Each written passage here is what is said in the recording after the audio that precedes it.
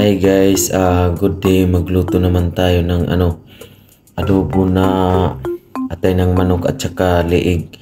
Ito guys, ang sarap guys. Ang sarap mga lods. Ito na naman ang ating recipe ngayong araw na to. Tapos hugasan natin ang mga lods, yung patatas at saka bell pepper at saka yung sibuyas at saka bawang. Hugasan natin mga lods para sure tayo mga idol. Hiwain natin ang bell pepper. Hiwain natin ganyan para tas mamaya naman natin to igigisa. Yan, natin yung yung sibuyas. Hiwain natin mga lods. Hiwain, madali lang naman mga lods.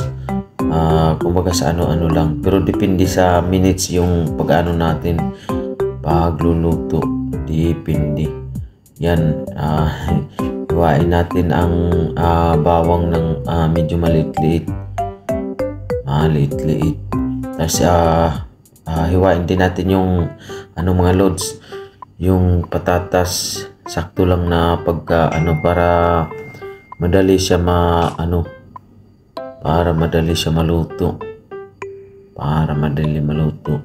Yan, iprito na natin yung yung patatas mga lods.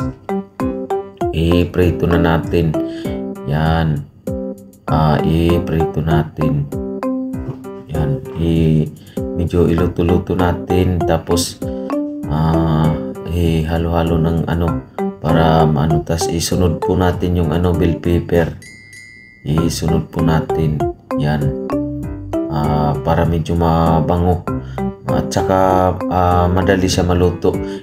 Pag ako nagluto, inaano ko talaga, inuuna ko ito yung patatas at saka pagprito at bell pepper. Yan, pag po natin, ay naku, nagpapaka-chip cook si Richard na naman. Yan, lagyan natin ng kunting mantika, tas igisa na natin mga lods. Na natin yung bawang mga idol.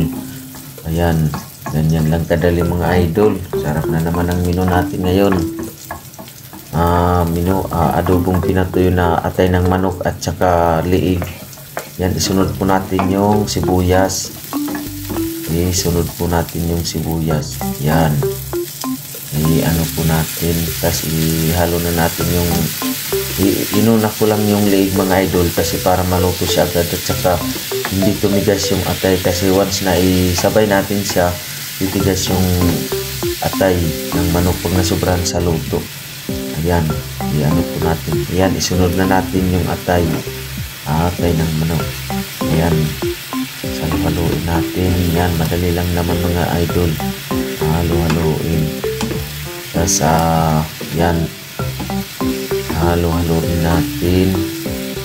Tas lagyan natin mga idol ng pagkatapos niyan, ilagyan natin ng pamintang durog, 1 ml mga idol. 1 ml na linagay natin pamintang durog. Tapos sunod, lagyan natin siya ng asukal. Isang kutsara, 2 kutsara pala. Yan, lagyan natin ng asukal, white na asukal. Tapos kasunod, lagyan natin ng mga idol, magic sarap, 1 ml din. 2 ml pa pala, dinagdagan pa pala. Yan, para medyo masarap-sarap yung luto natin mga idol. Tapos sunod, lagyan natin ng toyo, 50 ml na toyo. Sunod, lagyan natin ng oyster sauce, 50 ml din. 50 ml, linagyan natin ng oyster sauce. Yan, dalawa pa, 30 ml na para medyo malapot-lapot siya mga idol. Yan, tapos lagyan natin ng laurel. Natin para makumpleto. Lagyan natin ng laurel. Yan, tapos sunod, halo-haloin natin halo-haloin lang natin ng simple lang na kahalo. Tapos yun, nakalimutan natin, lalagyan pa pala mga lods ng ng suka. Hindi makukumpleto ang adobo pag walang suka. Ayan. Yan mga lods. Yan. Po natin, isunod po natin lagyan ng suka mga idol. Mga 10 ml na suka. Para medyo yung niya lasa.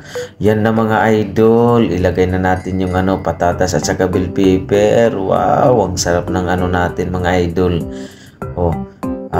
Malapot talaga siya mga idol. Yung nagpapalapot oyster sauce. Ito na, lalagyan na natin yung guys. Yan, thank you for sharing mga idol. Please subscribe my YouTube channel. Thank you very much.